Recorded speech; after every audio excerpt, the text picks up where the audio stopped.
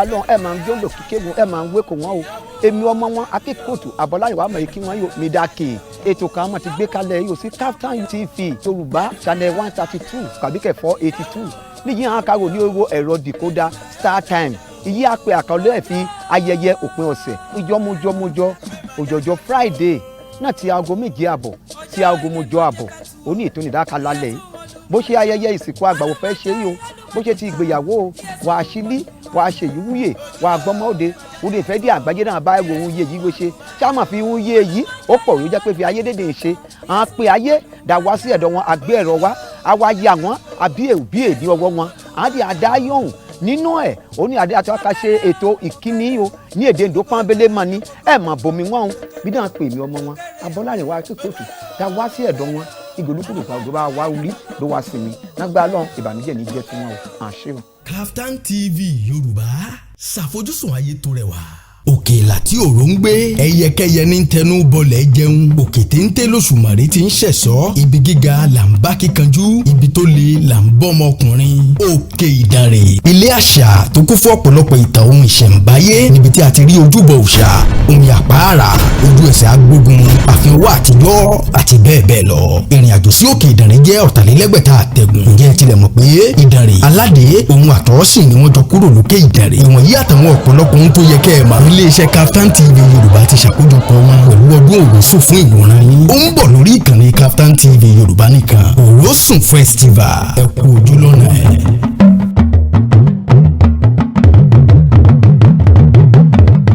ọmọ àdó dédé nulínà kó bẹ̀rẹ̀ ti gbọ́ wa á mọ̀ kí wọ́n fi dán ake o ẹ̀sùn mọ́dún pé ọdún ìsúnmọ́ wa nágbà lọ́n ọdún èní rí òpin ayé wa o àwa rí òpin ọdún a kí wọ́n fi hàn kújọ́ mẹ́ta a ti máa fi ayẹyẹ ẹ̀ lè ṣàìmúwá ìyẹn ètò yìí ìyá pè ní ayẹyẹ òpin ọ̀sẹ̀ ṣùgbọ́n ní ti òní ṣá máa fi àwa ẹ̀kí àìta ìjà mọ̀ ọmọ gbajúmọ̀ àwa yìí tẹ̀yẹtẹ̀yẹ òní ẹ̀rìn ọjọ́ ẹ̀yẹ ẹ̀dẹ̀ rí wa mo ti wá bẹ́ẹ̀ ṣe nínú kan ó wà ń tòní mo ti mú ọ̀pá tilẹ̀ mo ti ń bọ́ nẹ́ èmi láàmì ọmọ wọn Ọ̀túnba Akínkòtù Abọ́lárìnwá ọmọ wọn ló nàkè àkànnà igi ó tó yàyégbè àkànní ọ̀gọ̀ onípàpá èdè àdámọ́lẹ́kùn àríṣe kọ́ńdúkọ́ńdú pàpín láti gé ṣìbáṣìbò ẹ̀kí àìta ìjàmọ̀ ọmọ mílà méje ojúṣe ẹ̀yà ọ́ní àkíkádúgbò ẹ̀mọ́ ọkọ̀ ẹ̀ pè bí àkíkọ́dé bẹ́ẹ̀ kọ́núlì ẹ̀dẹ́bẹ́ fi kòkòrò ńkò èèṣẹ́ fi kòkòrò ńkò orúkọ mi ń pè ìkòkò ńkò ìbàbá ń dò gbídá máa mú mi pè wọ́n ṣàkàjọ mi ùpọ́ èpapò mẹ́pàn gbogbo yàtọ̀ mú kí abẹ́rù mi àmọ́ yàtọ̀ mọ́ má jọ ìbò èmi ọmọ mú rárá solúbodè ọ̀nà oko onífàpà àtijìrà ó fà rárá léra ní tèmi àmọ́wọ́bọ̀ àyàmú èrò ọmọ wọn náà nàkè ọmọ tàkùnmọ ọmọ lóbo mo gbọ́sẹ̀ kàlẹ́ àwọn ọmọ gbélé ìgbé mo tàbí kìtì wàjà pò pọ̀yàn kan mo tó bí bọ́lẹ̀ kejì ọmọ fẹ́fẹ́ dùbí ọ̀já láìpa èmi ò bójú rọ̀ nẹ́tọ́jú mọ̀ pé lágbá báyà nẹ́sùn ẹ̀yìn àmúsán èmi ó ṣe ọmọ ó mú bí ẹ ó ń ṣọ̀pá tilẹ̀ mo kí wọ́n fi nágbá náà ìbànújẹ́ ní jẹ́ tí wọ́n wo àmọ́ àkú ilé òyà ìkáyé dédé iye ìkó ètò fún níbẹ̀. ẹ kú àlàáfìá àkárí lórúkọ Jésù àmjọ́lò kíwé kò wá èmi ó ṣe Múrísọ́lá aya Akínkòtù ọmọ rìnrìn ìṣepòyàrá ọmọ wọn náà ta lódùgbà ọmọ ní ìfọ̀ẹ́ aya wọn náà dòjọ́ mọ́ èmi mọ èèyàn yìí omi dá kè. báyé òun ni àmọ́ rẹ̀ ti gbọ́ a ti rí ọ̀pá tìlẹ̀ yìí mo ń wá bẹ́ẹ̀ ọ̀dọ̀ yóò jẹ́ pé bí èmi àtẹ̀sí àmọ́ fi àwa ọmọ ọ̀dọ́ àmọ́ fi ẹ̀lẹ́sà ní ìbẹ̀gbẹ́sùn ìyó ńlá dónìnú yìí òun ń bọ́ ní dábàárò èmi àtẹ̀ àríyànfi èmi ó sẹ́ngbó àjò yìí lágbára náà ìbànújẹ́ ní jẹ́ tiwa bí orúkọ ètò yìí àpè ní ayẹyẹ òpin ọ̀sẹ̀ ní iléeṣẹ́ KAFTAN television channel 132 ní ọjọ́ Sunday yẹn a mọ̀ sí ọjọ́ ọ̀sọ̀ọ̀sẹ̀ ní ìwọ̀n aago 8 sí aago 8:30 ní ọ̀sọ̀ọ̀sẹ̀ mà ní o channel 132 ìgbà tí a kárí wa ní owó ẹ̀rọ STARTIMES nígbà bá ti òkè nu wọn bọ̀ dátẹ́ ti láago iṣẹ́ lẹ́nu wọn àkàbọ́ọ̀lù ayẹyẹ òpin ọ̀sẹ̀ ó yá dàkà ọ̀hún.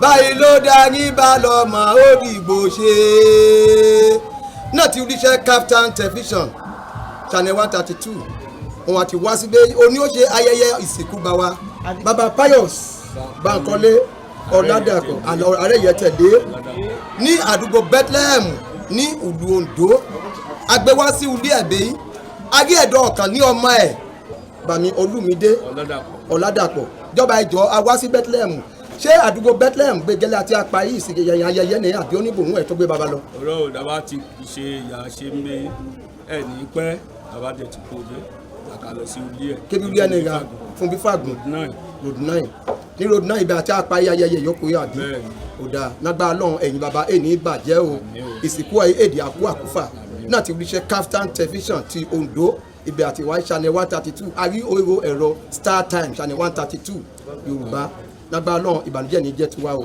àtúkà bá wọn ṣe ẹ̀ ní dààmú.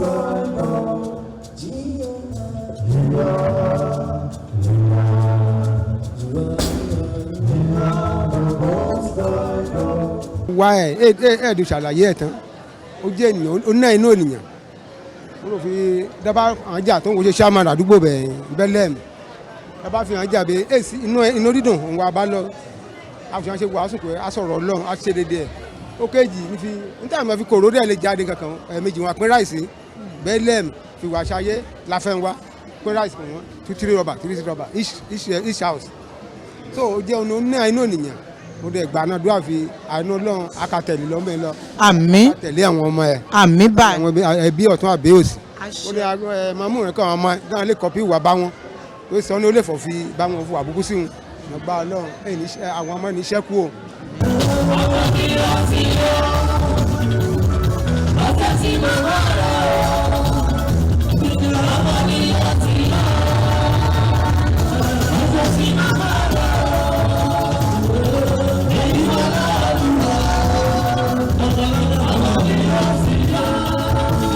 òkú bá ń wẹ̀yìn inú bàbá wa gan máa dùn wípé ojú àwọn da ẹ̀yìn àwọn gan tún lárinrin torí inú mi ó dùn dé pé inú èèyàn ń dùn, inú mi dùn dáadáa. Ẹni ìwà bàbá yìí ẹni ó dára sí yín lọ́pọ̀lọpọ̀. Kò tẹ́ ṣe kó dára, bàbá ò mú wa gẹ́gẹ́ bí ìyàwó, ó mú wa gẹ́gẹ́ bí ọmọ, gẹ́gẹ́ bí ọmọ. Bàbá kó gbogbo wa jọ pọ̀. Kò sí bẹ́ẹ̀ ṣe máa dé ọ̀dọ̀ bàbá tẹ́ bá bá ẹkún débẹ̀ ẹ̀rín lẹ máa bá jáde. Bàbá jẹ́ bàbá onínúure, eléyìí ò kì í ṣe àsọdùn. Bàbá tí èèyàn fi ń tọrọ wípé tí n bá máa túnlé ayé wá, bàbá yìí ni kó jẹ́ bàbá wa. He was a great man, a peacemaker. He brings joy to everyone. Ó jẹ́ èèyàn gidi gẹ́gẹ́ bí èèyàn ṣe gbọ́ náà tìgá ti bẹ̀rẹ̀ ìsìnkú ẹ̀. Bẹ́ẹ̀ ni ń kú ọ́ o èèyàn lọ́kàn mi máa yóò níbẹ̀wò Ọlọ́run ló fẹ́ àwọn èèyàn ló kó èèyàn máa fi ọmọ òun nìkan mú ayé iná méjì gbọ́dọ̀ ṣèpèsè ayé rí. Dúró bá dé bírò mo fọ ní àná ní ibẹ̀ dúró bá bírò fíà dúró bá bọ̀dọ̀ wo ṣeun bẹ́ẹ̀ sí mi wo ṣeun bẹ́ẹ̀ sí mi wo ṣeun bẹ́ẹ̀ sí mi. Ń akọ́fọ̀ àfi sọ́ọ̀rì nígbà bá wa fọ̀ sọ́ọ̀rì tán a wá ṣàlàyé ń yé do jẹ̀bi. And wọ́gán wá wáká akọ́ fi sọ́ọ̀rì yẹn wá wáká wọ́n dà fi ókè ń dùn ó máa wo jẹ̀bi kéèdú ètò ṣàlàyé kẹ̀ àfihàn gbẹ̀rọ̀ kọ́ fi sọ́ọ̀rì lú ẹ̀dá yìí ń jẹ́ ẹ̀yìn. Daddy has always been a very good father to us. We lived with his first son and the same compound. Daddy is a very jovial person. Every time he comes around, he would always ask, madam, how are you? How the children? So Daddy is a very good man. That is why we have come. At least what we pray, every parents pray is for your children to bury you, not for you to bury your children. And they've done marvelously. They've done very great. All of them, they team up together and did something very fantastic. I love that. Like it's a family one need to come close to. So I'm so happy too. He's a very nice person. So this is a way of the riverine, the Africa in particular, to show our respect to a brother. To stop.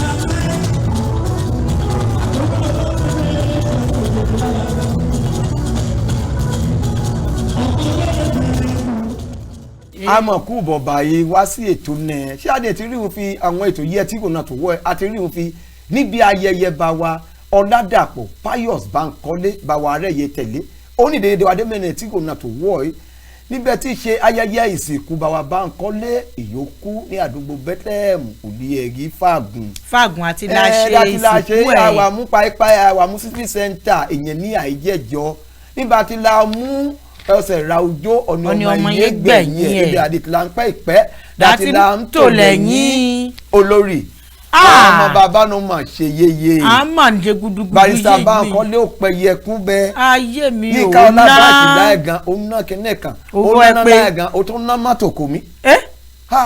ó pín mọ́tò ní ẹjẹ́jọ́. mọ́tò ọgbà mọ́tò oògùn náà kò mí. agbára lọ́run bá iye ọmọ iye òun wá gbẹ̀yìn wa. àṣẹ níbi ayẹyẹ ìsìnkú bàbá Bankole òun àmọ́ nìdí ìdájọ́ ti rí yẹn. ṣé a máa fi ọlọ́run lè dùn mẹ́ẹ̀dọ́ dí ọmọ wa sàn lójú wa.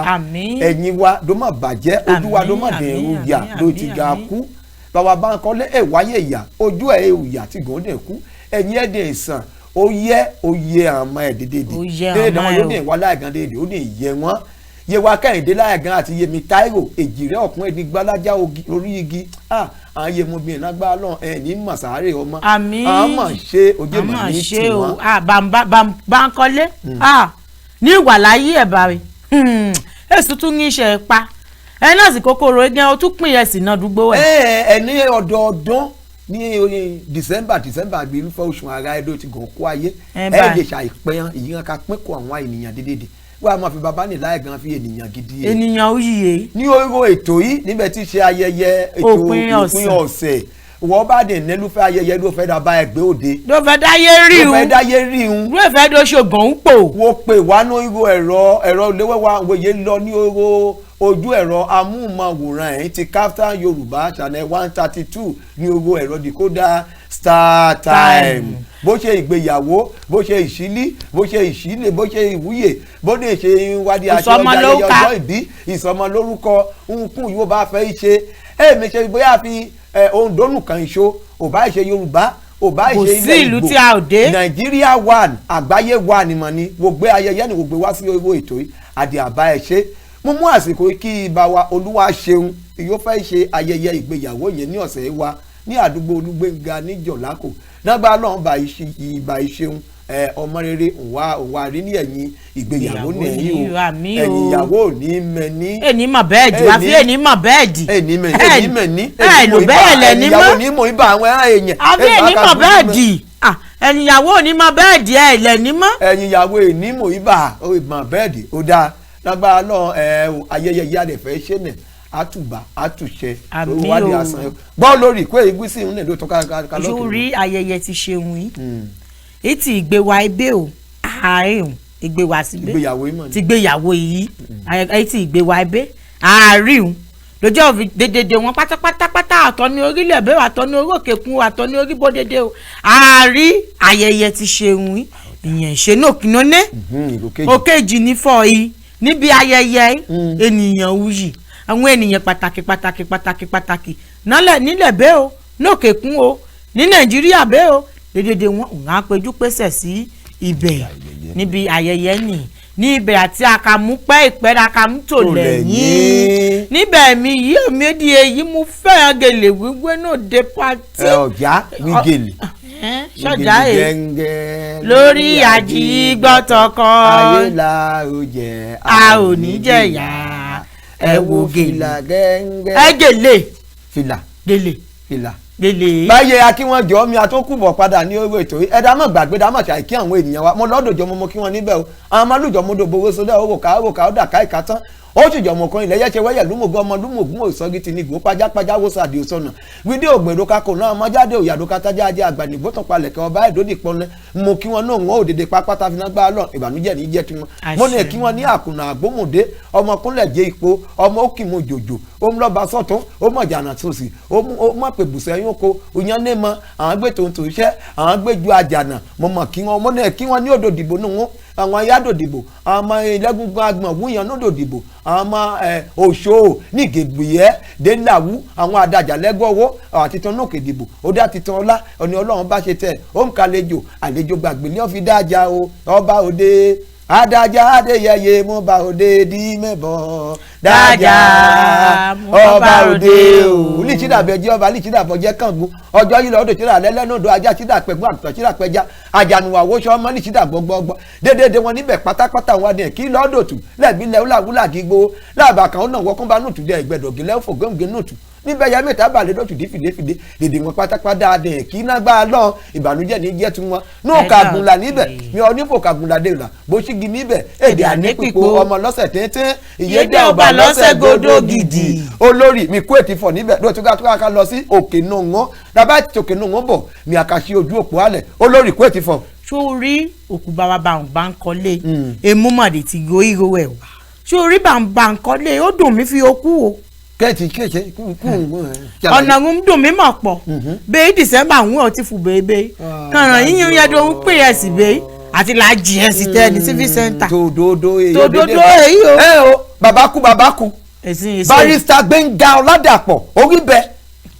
ìdàbí bàbá nígi bàbá bá tún pín ẹ̀ sí tán àtúmọ̀pọ̀ mẹ́rin lé àtúmọ̀pọ̀ mẹ́rin lé. ẹ̀dẹ̀ ojoojúmọ́ ẹ gbàdúrà fi di ọmọdé dojo ni. ẹ̀yẹ̀ ní bàbá tètè kú bẹ́ẹ̀. àmọ̀ fi ẹ̀dẹ̀ yóò tètè kú wọ̀wé gíyàn fi bí bàbá wí ló bá jẹ́ fi ó ti ráyé barista Gbẹ́ngà ó ti gíyàn mi fọ́ fi màálù yìí hàn pé ní ọdún ní fi màálù méjìdínlọ́gbọ̀n èyí yóò ní ìwọ̀n di àpò odidi màálù máa ń kọ́ mọ́. ó ń dàbí àpò mẹ́rin ti bàbá ìyẹn ní ṣé orí Bankole ó dùn mí o ènìyàn ṣùn dùtì náà yẹn náà jẹ́jọ́ ènìyàn dùtì agbóni èdè tí wọ́n pín lọ yẹlẹyẹlẹ ọlá báǹkì láìga nígbà ìdú ògbó yìí tí ń yẹn àbájọ bẹ́ẹ̀ ni òun náà ìmọ̀ ní wọ́n yàrá àjọjọjọ àjọ òjìgbó ẹ̀sùn àṣà ìkó wá ó bá yẹ a lọ sí òkè náà wọn dábàá àtòkè náà wọn bọ̀ a ṣí ojú òpó alẹ̀ bí àwọn ènìyàn wa náà pè wá oríwó ẹ̀rọ yìí hàn pè wá lẹ́hìn orí ojú ẹ̀rọ amóhùnmáwòrán náà ní lọ́dẹ́bọ̀ ọ̀nà bá a náà ìpè ìbànújẹ́ ẹ̀ní bá wa pè é o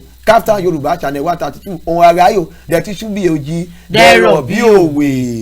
ọmọ kí ìyá ìta ìjà mọ wọn kí wọn o lágbára lọ́wọ́ ẹ máa ń jọ́lò kíké wọn ẹ máa ń wéko wọn o èmi ọmọ wọn akínkòtù àbọ̀láyọ̀ àmọ̀ yìí kí wọ́n yóò mi dákè ètò kan mọ̀ ti gbé kalẹ̀ yóò sí KAFTAN TV Yorùbá channel 132 kàbíkẹ̀ 482 níyì hàn kárò ní owó ẹ̀rọ decoder STARTIMES ìyí àpè àkọlé ẹ̀ fi ayẹyẹ òpin ọ̀sẹ̀ ìjọmọjọmọjọ òjòjò Friday náà ti aago 7:30 sí aago 8:00 òní ètò ìdákalálẹ̀ yìí bó ṣe ayẹyẹ ìsìnkú àgbàwò fẹ́ ṣe yìí o bó ṣe ti ìgbéyàwó wà á ṣílí wà á ṣe ìwúyè wà á gbọ́mọ́ òde òde ìfẹ́ dí àgbájé náà bá ẹ̀rọ ohun yé yìí wé ṣe ṣáàmà fi ohun yé yìí ó pọ̀ ló jẹ́ pé fi ayé dédé ṣe àwọn pé ayé dà wá sí ẹ̀dọ̀ wọn àgbé ẹ̀rọ wa àwa yà wọ́n àbí èbí èdè ọwọ́ wọn àdí àdá yọ̀hún nínú ẹ̀ ó ní adé àti wákà ṣe ètò ìkíní o ní èdè ìdó pọ́nbélé mọ́ ni ẹ̀ mọ̀ bomi wọn o bí náà pè mí ọmọ wọn abọ́láyẹ̀ wá kíkòtù dá wá sí ẹ̀dọ̀ wọn ìgbòlúkúlù gbàgbọ́ bá wá orí ló wá sí mi lágbá lọ́n ìbànújẹ́ ní jẹ́ tiwọn o àṣẹ o. KAFTAN TV Yorùbá ṣàfojúsùn ayé tó rẹwà. a máa kú bọ̀nà ti oríro ètò ayẹyẹ òpin ọ̀sẹ̀ àti gíyàn wọn náà kàn fi ẹ̀rọ yí àwọn pè wálé òun ní lọ ní oró ẹ̀rọ amóhùnmáwòrán ẹ̀yìn wọ́n bá níhun ṣíṣe wọ́n pè ayé ìdàbà ẹgbẹ́ jáde adé àbá ẹgbẹ́ jáde ẹ̀wẹ́ màṣẹ ọ ní aṣọ tó ṣòsí ẹ̀wẹ́ aṣọ tó ṣòsí má bàbọ̀ kàn ṣò jẹ́ òun ṣètò wà nílé ṣáàdẹ̀ tí màá fi ní oró ètò yìí èsì ọ ní ìyẹ́ ẹ̀wẹ́ ṣe ìbáṣe ẹbí ìgbò ṣe ẹ̀bọ́ Oǹdó ṣe ẹ̀bá Haúsá ṣe ìṣẹ̀kí ilẹ̀ dédé káàkiri àgbáyé gbàm níbi ìkànnì níbi afẹ́fẹ́ ló bá ti fẹ́ fò ó ní ẹ̀dẹ̀ bá ṣe yẹ wá Kàìndé ọmọ bàmí Ọládàpọ̀ èrò wá náwọ́náwọ́ bẹ ní ìlú Èkó yéé wò gbé ayẹyẹ wá sí oríwo ètò yìí ló mọ̀ ṣe ìyẹnù kan ìpè ayọ̀ kan ti wọ̀lí mi dá gbé ìpè nígbà tí ẹ̀gbọ́n yìí hàn fún wọn. hello hello hello oda hello ẹgbọ́fẹ́ ló bẹ́ẹ̀ gbọ́ tèmi báyìí ẹgbọ́ tẹ̀mí bẹ́ àjọ ọdún bá fẹ́ ìpè wá wọ̀lí dáadáa tó òkè tí a ti máa fi ètò yìí ètò òun dédédé lórí iye pátá ìyórí àgbáyé yìí dápè wọ̀lí go olórí ọ̀kan tuntun wọ̀lí ló dá gbéhùn. ẹgbọ́ tẹ̀mí àjọ ọdún bá fẹ́ ìpè wá wọ̀lí. hello wada igbó. ẹ kálẹ́ mọ̀. láti ibi etí tó kọ ẹ o. láti sọ̀rọ̀ o. iye èkìtì kókó o. kí lorúkọ yín mọ̀. Abíọ́dún. láti Èkìtì. ó dáa kí lẹ fẹ́ sọ fún wa mọ̀. a fẹ́ kí yóò yàwó yín máa jẹ́ o bọ̀tẹ̀ tí là ń gbé. ó dáa ẹ ní pàdánù ọmọ o. àmì o. ẹ ṣé mà. ojú tẹ fi wò wá ọmọ ní fọ́ o. ẹ ṣé o. tó náà ti Èkìtì àárín òfin Ọlọ́run lè dùn mẹ́fì ó ti gbé ètò ìfi ó ti gbé lárugẹ. ó ti gbé lárugẹ. ìpè ayọ̀ dédé ṣe ń wọ̀ ní ìpè já ìpè yẹn kí mẹ̀kàn mọ̀ kan eré ayọ̀ o. lè dùn mọ́ ẹ o. dáká pé àwọ̀ ní oníhòòhò ètò yìí a mọ̀ sí ayẹyẹ òpin ọ̀sẹ̀. ibẹ̀ ti mú ìgbádùn dẹ̀ ti mú ṣe ayọ̀. ìpè kan ti tó wọ̀ ní o dàdí gbé o. lórí iye wo ti wọ̀ ní omi dúró kè. ṣọkàn á balẹ̀ yìí o. kókó ẹ ò báyìí. láàmì gbòkè ọmọ akíṣẹ́yẹ ẹ̀ náà tó ń do. kúrò àdúgbò wo ti jáde náà ń do bẹ́ẹ̀. èyí báyìí kádùúgbò ẹ. òkè ayọ̀ náà gbá lọ́ọ̀fọ̀ bí ayọ̀ ẹ̀dẹ̀ àpò olí ẹ̀ báyìí. ọmọ òkè ayọ̀ yé ìtẹ̀yẹtẹ̀yẹ. hello báyìí. hello. ìpè já ìpè. ìpè dè já ìpè Ọlọ́run bá mi ayọ̀ wetin gbó kọ́ mi wetin gbọ́ ẹgbọ́n wẹ̀ fọ̀. Ọlọ́run ìpè dè já ìpè bẹ́ẹ̀ òjọba ẹjọ́ mọ̀ bínú wa ti àtúntò wa pè àjọba ẹjọ́. ìpè já ìpè. ìpè ni já ìpè kọ́la. nẹ́tíwọ́ọ̀kì ni èdè gbàjójó. ohun ètò wọ̀lí bẹ́ẹ̀ mi dá gbé ohun ìpè ayọ̀ yìí. báyìí lọ́wọ́ wádà igbó. hello. báyìí wádà igbó. kí lorúkọ yín o. kí lorúkọ yín.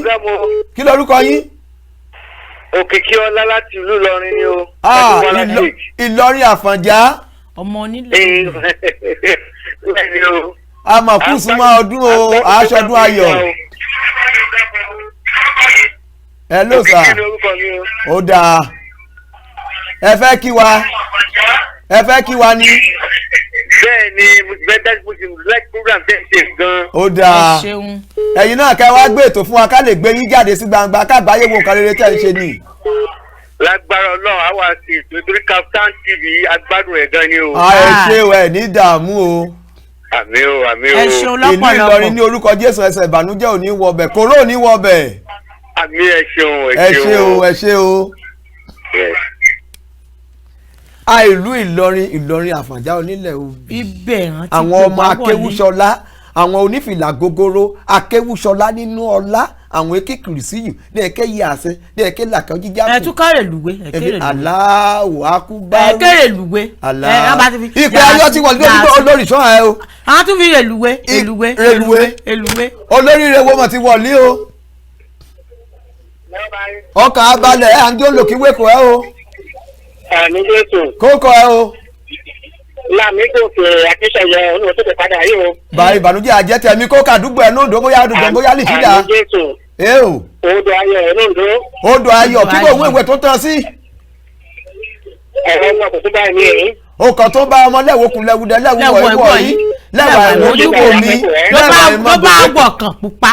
àwọ̀ kan fífún àwọ̀ kan yéṣì mọ̀nàmọ́ná bí ìtọ́ba lóyìnbó. ó fi ọba ńlá o èèwọ̀ ọba ńlá o èèwọ̀ lẹ́ẹ̀bà ìkéjẹ̀yẹ dúró kí wá níbẹ̀. àmẹ́ o. nàgbà lọ́hùn yá bá ṣe ló lè gbètò ló lè gbé ayẹyẹ ìwásọ̀rọ̀ ètò àjọ o. dàmọ́ díje. àmẹ́ ò báyìí bá wa kíyè wa o.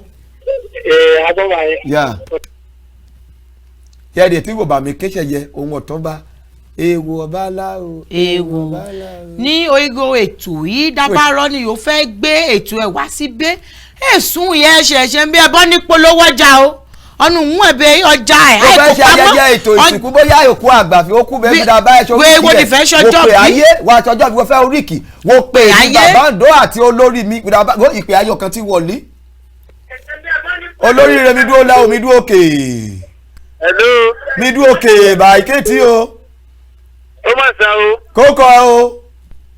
mr Túndé yìí o. káàtì buwé ti pè báyìí. ní àjò Òṣogbo mi ti pè yìí o. Òṣogbo òròkí. òròkí èèyàn. àwọn òròkí ojoojúmọ́ yẹn jiyàn níbẹ̀ wíwúwo kí wa níbẹ̀. mo fẹ́ kí wọ́n yìí o wọ́n ta igbó o. kádùúgbò ẹ̀ ló ń do wẹ́ àtìgbàgbé lí. nígbà pé ní o dájú nípa kan náà yéyó. nípa kálá ọmọ lísídà bẹ jí ọba lísídà bọ jẹ kàn ọjọ́ yìí lọ ọdọ sídà nínú èèyàn yín. kò ṣe báyìí o. sọ̀nà àlàyé ní gbòkú ẹ bọ̀. àmì o àṣẹ. ló wàá gbéṣẹ́ kò wá o àbá ẹ ṣe. gbàgbé ìpolówó ọjà wa wá sí ìlú ètò yìí ló bá ìní ètò ìṣe bóyá wàá ṣe ìsìnkú àgbà gbogbo ayé bá ẹ ṣe orí ìkìlá bá ẹ ṣe dàmúgbétu wọn lárugẹ ní ìlú ètò yìí. ṣé àyà ojókòó tí ẹ tó tọ́jú. aya mi láàmì gangan èèyàn ń bẹ̀gbẹ́ sùn gbéra yín fi mọ́ṣẹ́ gbájú. àwọn orí ló tó pamọ́ tó tọ́jú ẹ̀ o. ọgbọ́n o. àmì o lórí oyè kan ní ètò wọ̀nyí o. ìpè ní kọlu ìpè bí èyí ò kí nìkan ẹ̀dá fẹ́ dá lọ. lẹ́ òye ìwádà igbó. ẹ kalẹ́ o. alẹ́ bùkún alẹ́ wa òkókó ẹ o. akínyẹ̀yẹ Abíọ́dún ni o. mọ́mí Abíọ́dún o ẹ fẹ́ kí wa. mo fẹ́ kẹ́ kí wa lókè gbó ni o. ẹ̀yin tòkè gbọ́ akínyìn ẹ̀ ní sọmọ nù. nínú ọ̀dọ̀fín. ọ̀dọ̀fídì. ó dáa ẹ̀yin ni ọwá ọmọ òbòkú ẹ̀yin jiyàn ọmọ àtìlẹ̀ ní kíákíá ẹ̀ ní dààmú o. ẹ ṣe mọ̀ ẹ bá wa kí kábíyèsí wa lọ́hùn. mi ò fi àtúlẹ̀ bẹ̀rẹ̀ ìpè kan ìṣúná ìlú ní oríwo ètò yìí dábàá ká gba ìpè ìlejò ẹyọ ká mọ̀ dáa gbà mọ́ nítorí fẹ́ẹ́ rí ọjọ́ múso ní okùn dábàá ti gba ìpè àkàmú yìí ṣe ìlọ lóríwo iye dúró náà nínú òkè. lẹ́wọ̀ hello wada igbó. ẹ kálẹ́ o. ẹ kálẹ́ sà lórúkọ yín o. Kòlé àdójà láti Ìlọrin aníta ṣeré ni o. ẹ mọ̀ ṣé o ẹ̀ ní dààmú o. ó jọ́bọ̀ fi ọ̀wọ́n ẹ̀yà Ìlọrin hàn nífẹ̀ẹ́ wa yẹyẹ. ẹ ṣé o. etí wá. àìbá wa táwọn ọmọ Ìjẹ̀ṣà náà Ìjẹ̀ṣà ló ní o. Ìjẹ̀ṣà mọ́dù apọ̀nàdà ẹlẹ́ni àtẹ̀ẹ̀ká ẹlẹ́ni ẹwẹ́lẹ́ ìrìn Ìjẹ̀ṣà ní rídìí ìṣáná inú ilé lọ́mọ wa ti múná roko nílé bàbá tó bí wọn lọ́mọ. ẹ ṣé o ẹ ní pàdánù ẹ jọ̀ọ́ lórí ètò yìí ẹni lè gba ìpè kan ìṣomọ́ nítorí fi ẹ̀rù bí ọjọ́ múso ní okùn dábàá ojú aago àríwòfin alẹ́ tí lẹ́nàgbà náà alẹ́ búkè ní ilé wa ló bá tún dà ìbé ìjọmọjọ ní oyè aago kan náà yìí ẹ̀ ń wò wá dàn sí ẹ̀rọ wọn sí ẹ̀rọ StarTimes channel 132 ti KAFTAN Yorùbá àwọn kárí ayé rò olórí èmi ò mẹ́tì lọ akínkòtù abọ́lárìnwá ọmọ wọn lónà kè mìnàgbà náà ìbànújẹ́ ní jẹ́ tó wa ẹ̀ àmúdóhùn di o ó tún dàbọ̀. ẹnu kọ àwọn ìyàjọ mú ètò ìwá sí etí ìgbọ́ ojú ìwòran wọn ní òní ó ní èmi Morísọ́lá aya Akínkòtù ọmọ wọn nódò ṣídà ní sùúrù ẹ̀gì ọmọ wọn nódò ṣídà ayálùjọ mọdòbòrò sọdẹ òròka ọdà káẹka tán àgbàyìnbó tẹpalẹkẹ ọmọ ròyìnròyìn ṣepo yára ọmọ pajápajá sọ àdé ọ̀nà ìdè ògbọ̀n ìdókà kò náà máa já ìdè òyàdókà tájà jẹ ajá jiná tán àdé sáadà ìwọ̀n ìwọ̀n. ẹ ṣá o ìmọ̀ fi ọjọ́ mú tara dó lẹ́rù ìjọmọ ọjọ́ ìdá ẹgbẹ́ ìjọmọjọ náà ká tó ká mú ètò yìí náà ká bá wa wò nágbà náà ẹ̀ ní jọ́ lòkìwé kò wá ó tún dàbọ̀. Yorùbá ló làṣà Yorùbá ló níṣe gẹ́gẹ́ bí ọmọ Yorùbá àtàtà àṣà àti ṣe ọmọlúwàbí wa ló jẹ wá lógún torí bọ́kọ̀ ròkun bórọ̀ṣà yóò darí padà sébùté tẹnitẹni èkìsà ń ta àtàn bẹ́ẹ̀ sì ni àjòkò ní dùndùndùn kò nílé ó mọ̀rẹ́lẹ́ ọmọ tó gbàgbé ilé ó sàpò ìyàkọ́ bẹ́ẹ̀ làwọn àgbà wí ìkànnì kan ń bọ̀ lórí afẹ́fẹ́ láìpẹ́ lórí decoder StarTimes bàbá perí akọni àfidàlálẹ̀ gàràgà KAFTAN TV Yorùbá ni mò ń perí ẹ̀ ìròyìn àsìkò láì fi gbá kan bọ̀ kan nínú àwòrán tó mọ́ gaara bí odò kírísítálì àwọn ètò tó kún fún ọ̀pọ̀lọpọ̀ ọgbọ́n ìròyìn eré ìdárayá orin àtijọ́ àtàwọn àjá àbálẹ̀ orin ìgbàlódé eré oníṣe àti sinimá àgbéléwò lóríṣiríṣi ìtàn ilẹ̀ Yorùbá